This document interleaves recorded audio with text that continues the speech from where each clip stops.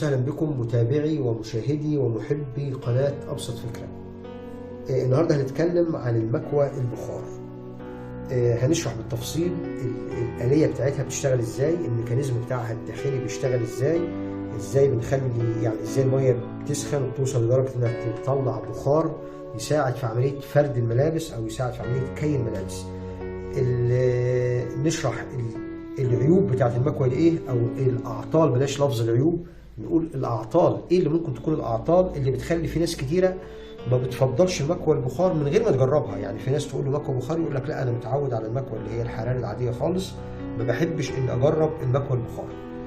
بالرغم من كاستخدام يعني فرق شاسع بين استخدام المكوى البخار والمكوى الحراري.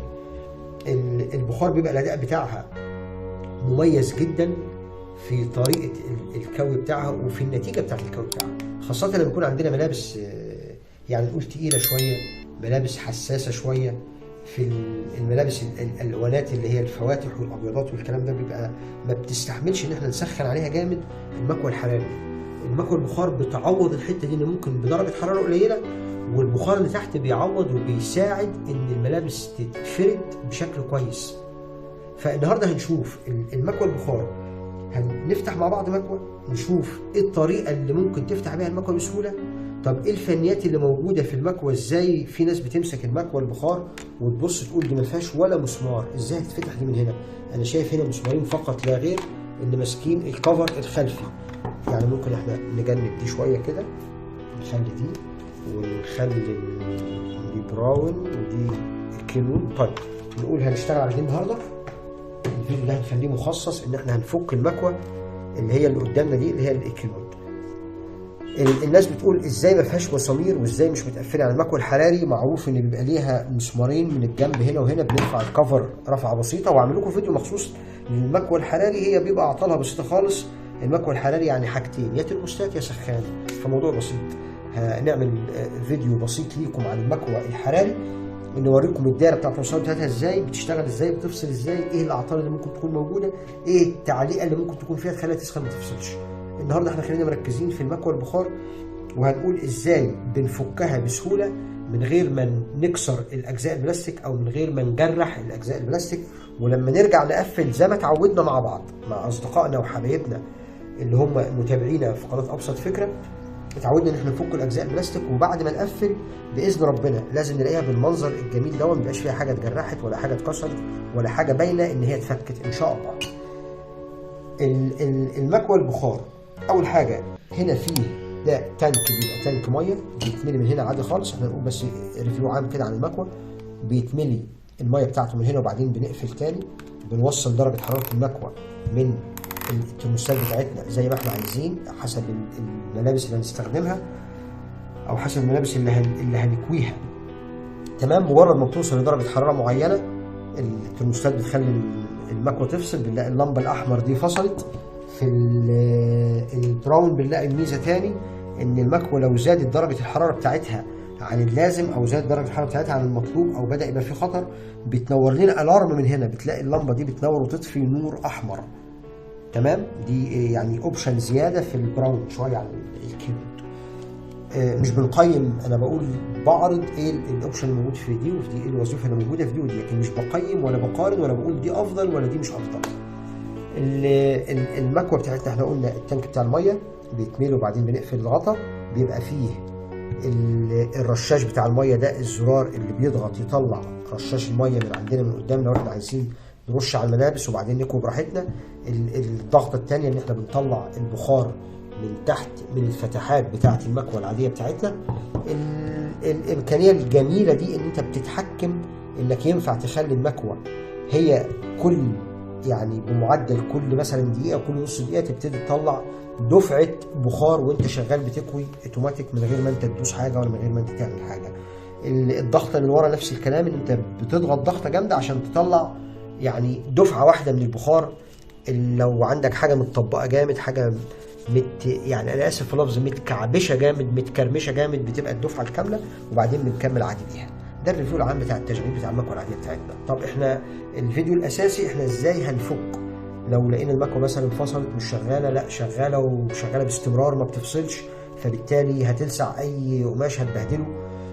لقينا العيب الشهير والعيب القاتل اللي مش بيحبب الناس في مكوى البخار، الا وهو ان المكوى بتبتدي تنقط ميه وما تقدرش تحدد المصدر بتاع الميه جاي منين. انت بتستخدم المكوى وللاسف بتلاقي ان فيه ميه بتسرب وبتنزل على الملابس اللي انت بتكويها، بس الميه بالتحديد جايه منين بتبقى الموضوع بصعوبه. انت بتلاقي فيه ميه جايه من هنا، بس جايه منين بالظبط بتبقى مش باينه بالظبط، مش باينه المكان او التسريب او المصدر بتاع الميه مش باين منين بالظبط. طيب اول حاجه هنشوف لو احنا نفك المكوى دي هنفكها ازاي. اول حاجه احنا هنيجي هنا باذن ربنا في مسمارين في الكفر الخلفي، في الحاجات اللي هي ما فيهاش حاجه فنيه هنسرع فيها عشان ما نضيعش وقتكم معانا وما تملوش من الفيديو بتاعنا.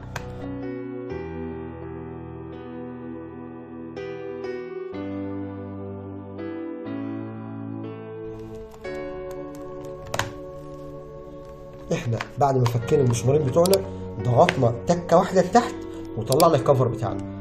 نبقى فاهمين الكفر بتاعنا عشان نبقى مستوعبين اللي احنا بنفكه، عشان لما نيجي لما نركب بنفس الميكانيزم بتاعه الكفر مش هنلاقي فيه اي مشكله فيه زي دوسره بسيطه هنا وزي شفه كبيره من تحت. الشفه الكبيره دي من تحت اللي هي الحافه دي، هنسيب الجزء ده كده خلاص.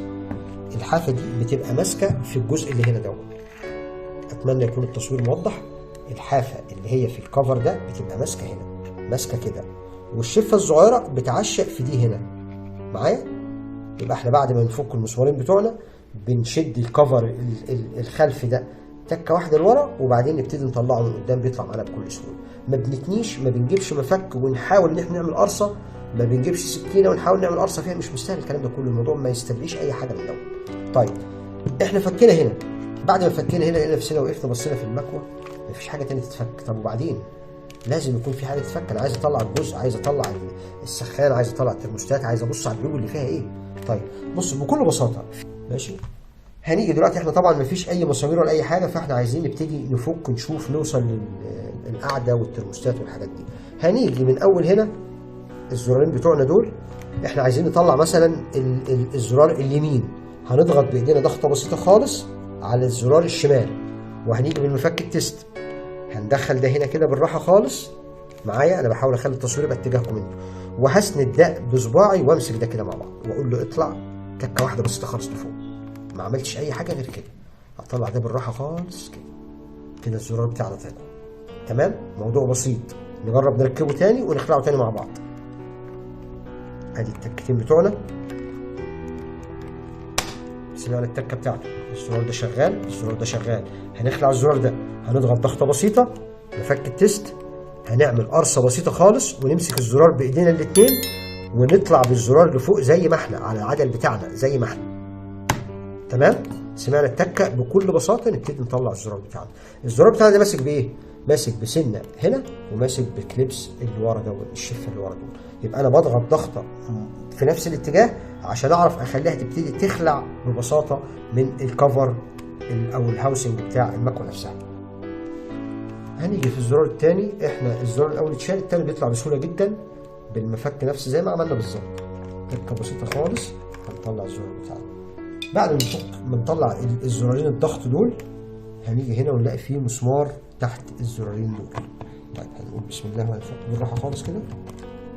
بعد ما فكينا دوت كده نخلينا دايما لما نفك حاجه جديده نبقى مركزين المقاسات بتاعت المسامير. لو انت الجهاز اول مره تفكه تحاول تبقى مركز مسمار صغير، مسمار كبير، مسمار طويل، تبقى عارف ده بتاع ايه وده بتاع ايه وده بتاع ايه. طيب احنا كده فكينا الجزء الخلفي، فكينا الجزء، طلعنا الزرارين الضغط وفكينا الزرار اللي تحت. فكينا هنا وعايزين نطلع الجزء العلوي من المقبض او من اليد ده، برده مش شايفين اي حاجه تاني. مش هينفع نعمل كده، ندخل مفك ونعمل كده، ندخل مفك ونعمل كده، الكلام ده غلط، عمره ما كان صح. لازم يكون فيه طريقه هي مقفوله بيها. طيب هنبص مع بعض هنا من ورا، هنلاقي ان في الكابل ده مربوط بالمسمارين دول. هنفك المسمارين اللي ماسكين الكابل نفسه بتاع المكوه واحده واحده كده. تمام، وهنبتدي نطلع الكابل بتاعنا ده كده واحده واحده. نمشي بالراحه خالص، ما نتحركش الاسلاك دي بعنف عشان ما تتقطعش او ما تفصلش من مكانها. هي مربوطه في روزيتا محترمه، بس يفضل ان احنا نخليها حريصين واحنا بنشتغل في الحاجة الخاصة بنا أو الحاجة الخاصة بصاحب الحاجة اللي هنصلحها. طيب احنا حركنا ده لورا شوية عشان الجزء اللي هو الحافظة بتاعت الكابل دي مسؤوليتها انها تحرك الكابل ما تخلوش يتقطع، يعني تسهل الحركة عليه شوية. وهنيجي نبص هنا مع بعض هنلاقي ان فيه الوش ده ليه زي دوسرة كده هي اللي ماسكة السن بتاعها. التصوير جايب، هنيجي بالمفك سنة بسيطة خالص وهنعمل تيك قرصة من جوه كده على اللسان بتاعها. ادينا احنا عملنا قرصة على اللسان ده.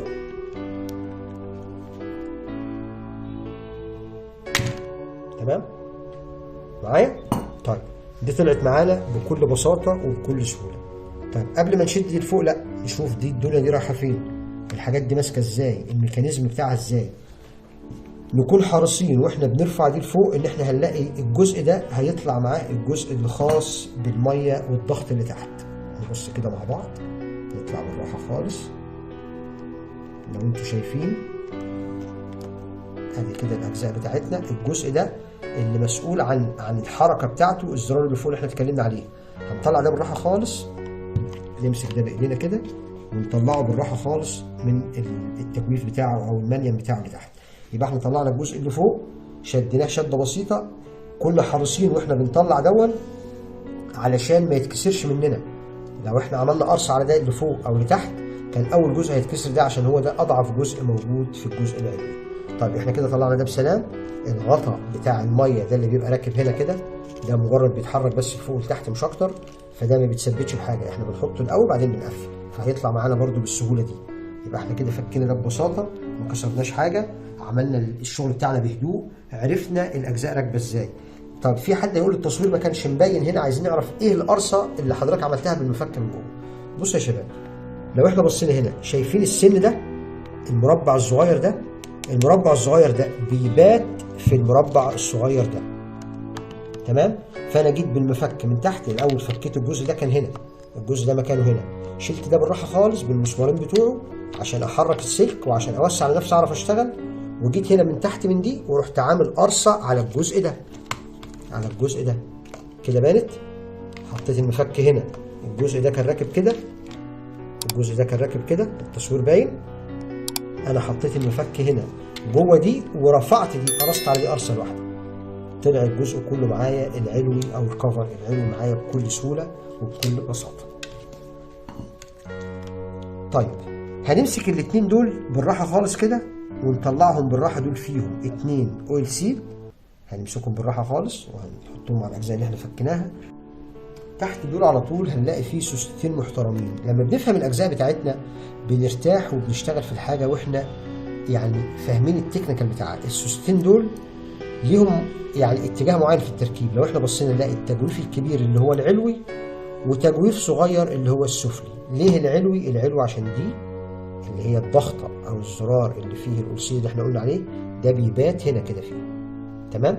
لو احنا ركبناه كده اضمن تماما هيبقى فيه تسريب ميه معاك. كويس؟ هنقول على كل حاجه فنيه تقابلنا نفس الكلام التاني. هنلاقي ان فيه الجزء السفلي هو اللي فيه اللفه، والجزء اللي هو الفتحه بتاعته الاوسع. طيب الضغطتين دول او الزرارين دول ماسكين لتحت في الخزان بتاع الميه. المجموعه اللي هنا دي يا جماعه مجموعه جميله، واللي هيشتغل فيها هيبقى فرحان وهو شغال، يعني هي بيشتغل شغلها بمزاج. هنا فيه بيبقى زي عازل عشان لما تبقى الكفر ده قافل عليه يحكم البخاره ما تبتديش تطلع من المكوه وتبقى باينه وانت شغال وانت بتكوي تلاقي فيه بخار طالع من اجزاء غريبه. واحنا بنفك واحنا بنشتغل نلاقي حته اتقطعت مننا من دي، فواحد يقول لي ملهاش لازمه، مش مشكله، دي مش هتعمل حاجه. تلاقي المكوه كانت شغاله تمام، بصيت لقيتها بتطلع بخار على ايديك وانت شغال، في سخونه جايه على ايدك انت مش عارفها جايه منين. طب في بدايه تسريب ميه جايه من هنا انت مش عارفه جايه منين. لا احنا نكون حريصين ان احنا الحاجه واحنا بنفكها نفهم اجزائها كويس ونبقى متاكدين ان اي حاجه معموله ليها سبب وليها حمايه لحاجه معينه. طيب هنطلع دول بالراحه خالص بتوعنا. ممكن نخلع الخرطوم الصغير بتاعهم او ممكن نخليهم زي ما هم، مش هتفرق كتير. نخلينا فاكرين الاتجاه بتاعنا، دي كانت راكبه من فوق واللي هي الناحيه اليمين راكب الخرطوم بتاعها من تحت. نطلع دي بالراحه برده كده. ادي الاتنين دول معانا في الامان. طيب في حاجه فنيه هنا تاني؟ طبعا. اول حاجه بيبقى فيه اللي هو زي بنز جلد في البلف ده من تحت او في الزرار ده من تحت. ده لو مش موجود ثق تماما المكوه هتنزل ميه من كل حته فيها. يبقى احنا عرفنا ان كل واحد من دول التركيبه بتاعته ان فيه الزرار تحتيه السوسته بتاعته بالاتجاه المعين، تحتيهم اللي هي السنه الجلد اللي هي المهمه جدا دي اللي ما نستهترش بيها ونكون حريصين واحنا بنفك نخليها في مكان معين، دي اللي هي راكبه في الاثنين دول. طيب ايه تاني تحت دول؟ احنا اللي بنقوله ده كله بنشرح الاجزاء البسيطه بتاعت المكوه، بنشرح الاجزاء بكل تفاصيلها. ليه؟ عشان لما تشتغل في جهاز تبقى عارف ايه الحاجات اللي ممكن تتسبب في مشاكل تسريب الميه في المكوه البخار. طيب تحت دول هنلاقي ايه؟ اولسيد تاني صغير او اورنج، يعني الاسم اللي صح بتاعه اللي هو ناس بتسميه استك، ناس بتسميه اورنج، يعني كل مكان وات ايفر زي ما يكون. تمام؟ طلعنا الاستك الصغير من الجنبين بتوعنا. يبقى احنا كده عرفنا التفاصيل بتاعت البلفين دول، لما نيجي نشتغل فيهم احنا عارفينهم ماشيين ازاي ورايحين فين وجايين منين وكل تفاصيلهم ايه. تمام؟ ربنا كرمنا بعد ما شلنا دول لقينا كنز تحتيهم. ايه هو الكنز اللي تحتيهم؟ ادي مسمارين لطاف وظراف. لما تكون جهاز محترم او مكوه محترمه بيكون المصنع او الشركه المصنعه حريصه انها تخلي كل المسامير الداخليه ستانلس ستيل اصلي، مش معدن عادي خالص ومعمول له جلفانه او معالج او لا يبقى ستانلس اصلي عشان ما يتاثرش بالبخار، ما يتاثرش بالميه، ما يبانش عليه اي علامه من علامات الصدى. لو احنا بصينا في منظر المسمار، المكوه دي شغاله بقالها كام سنه، نشوف منظر المسمار طالع ازاي. على عكس لما نجيب حاجه سوقي او حاجه شعبي او حاجه مش معروفه هنلاقي الامور اختلفت تماما عن كده. طيب فكينا المسمار التاني بتاعنا. جميل. طيب هنيجي المكوه هنبص من الخلف تاني، هنلاقي فيه مسمارين برضو ماسكين الكفر العلوي بتاعها. هنفك المسمارين بتوعنا.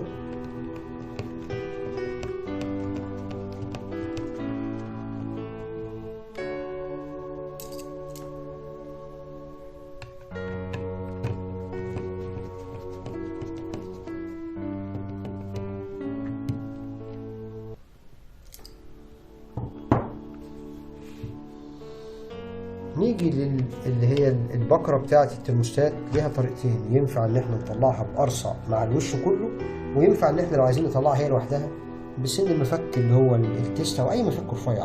وهنيجي في الشفه بتاعتها من تحت كده ونديها قرصه بسيطه خالص. تمام؟ سمعنا التكه؟ طلعناها بالشكل ده. ما فيهاش اي حاجه فنيه، فيها الفن في التركيب بتاعها. هي ليها شطف معين نكون حريصين واحنا بنركب نبقى عارفين هنركب ازاي، واحنا يعني والترموستات بره هوريكم الفكره فيها ايه. بس ان احنا بنخلعها بنيجي من تحت بالمفك سنه صغيره ونروح رافعينها اتجاه واحد. فكينا دول، فكينا دي المسمارين بتوعنا، فكينا المسمارين اللي ورا. هنيجي هنا ورا هنلاقي برضو اللي هي التقفيل المحترم، اللي الحاجه اللي تفرح يعني. نلاقي ان الوش ده نفسه راكب على زي دوسره هنا او زي شف هنا معشقه، اللون الابيض معشق في اللون اللي هو بتاع التانك بتاع الميه نفسه. طيب نيجي هنا بسن المفك برضو بتاعنا وهنرفع رفعه بسيطه خالص. الكاميرا موضحاها؟ تمام. رفعنا رفعه بسيطه خالص. نيجي هنا الناحيه الثانيه نفس اللي عملناه هو وهنرفع رفعه بسيطه خالص تحت كده، وزي ما احنا شايفين مع بعض رفعنا بالشكل الجميل ده. تمام. جبنا سن المفك من تحت سنه صغيره ورفعنا بيه الجزء الابيض بعد ما رفعناه سنه بسنه من هنا وهنا. طيب واحنا بنطلع ده نكون حريصين ان احنا نبص عشان نشوف لو في حاجه فنيه تساعدنا في التركيب. الاول هنراجع دول، دي لفه من هنا وبتركب كده ودي بتركب فوقيها هنا، مش عايزين نغير الاتجاهات بتاعت الحاجات دي لما نيجي نقفل ان شاء الله. بعد ما رفعنا الجزء اللي هو الخلف اللي احنا شفناه في التصوير مع بعض، هنجيب اي كارتة او اي دي عندنا كده يكون خفيف، ونيجي هنا عشان ما نجرحش ونبدا نمشي كده كده كده كده كده كده، ايوه، لغايه ما نطلع التكه دي بتاعتنا. والجنب التاني هنعمل فيه نفس الكلام واحنا بنرفع رفعه بسيطه لفوق. تاني بس لغايه ما دي تطلع معانا كده بالشكل الجميل ده.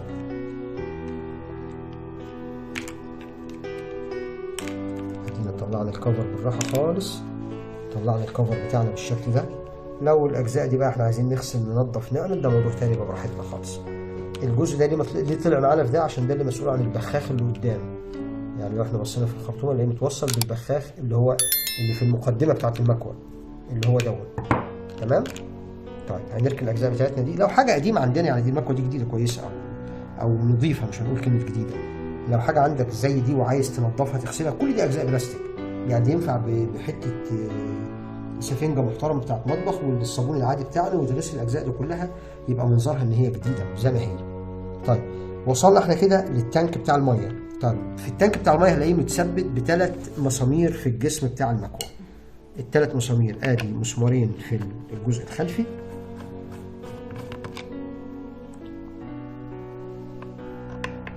ادي المسمار الثاني،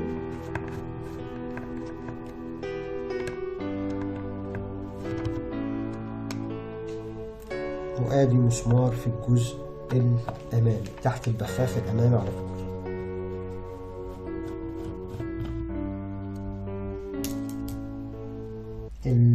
في نهاية الفيديو هنقول ال3 أو ال4 أسباب مع بعض كده، هنسردهم مع بعض ونفصصهم، اللي ممكن يخلي المكوى تنقط مية، اللي ممكن يخلي المكوى لما اضغط على الزرار ما تطلعش الدفعة بتاعة البخار من تحت على الملابس، ما تطلعش الدفعة من مكانها الصحيح، لا إن البخار طالع مشتت، ده لدرجة إنه ممكن يبقى طالع على إيدينا وإحنا ماسكين المكوى، يبقى تحس إن في سخونة طالعة على إيد اللي بيستخدم المكوى.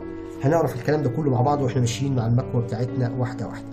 هنرفع التانك بتاعنا بالراحه خالص، ما فيهوش اي تثبيت تاني، يعني هي الجزء اللي قدام بس، ما فيش غير كده.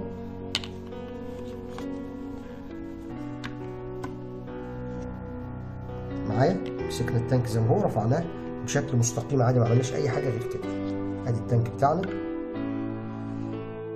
متاسف انا عارف الفيديو طول معانا شويه، لدرجه ان انا قررت دلوقتي واحنا بنصور ان احنا هنقسم الفيديو، هنخليه على مرحلتين او 3 مراحل. انا اسف، انا حاولت يعني ما اسيبش تفصيله ما اقولهاش في المكوى، فسامحوني واعذروني لو الفيديو طول مني شويه، انا اسف جدا. وهنخلي ده الجزء الاول، وبعدين هنكمل الاجزاء الثانيه بعد كده، ازاي تدخل جوه التفاصيل الداخليه الثانيه بعد ما نرفع الكفر الابيض الثاني ده بكل سهوله، ونشوف ايه المكونات اللي جوه الترموستات والسخان والمجرى بتاع المياه نفسه، المياه ماشيه، دوره المياه ماشيه ازاي، وايه العيوب وايه الاسباب اللي بتخلي المياه تنقط، وايه الاسباب اللي تخلي البخار يبقى متشتت. وهنشوف كل ده في الجزء الثاني من الفيديو. بتاسف مره ثانيه لو حد بالنسبه له المعلومات دي مش قيمه، يعذرني وممكن يعني ما يكملش الفيديو طبعا، وهكون سعيد جدا ان هو ما يتضايقش ان هو بيتفرج على حاجه مش ذو اهميه بالنسبه له، بس لو مهم بالنسبه لحد ثاني هو ما يزعلش مننا. اشكركم جزيلا، واتمنى اشوفكم الفيديو الجاي بسلام، واتمنى المره الثانيه ما تزعلوش مني لو الفيديو طول مني، ده فعلا انا عارف ان انا اتكلمت كتير فيه، بس صدقوني الحاجات البسيطه دي هي اللي بتخليك وانت بتفك الحاجه ممكن تبوظ حاجه او تكسر حاجه. شكرا جزيلا، واشوفكم الفيديو الجاي ان شاء الله.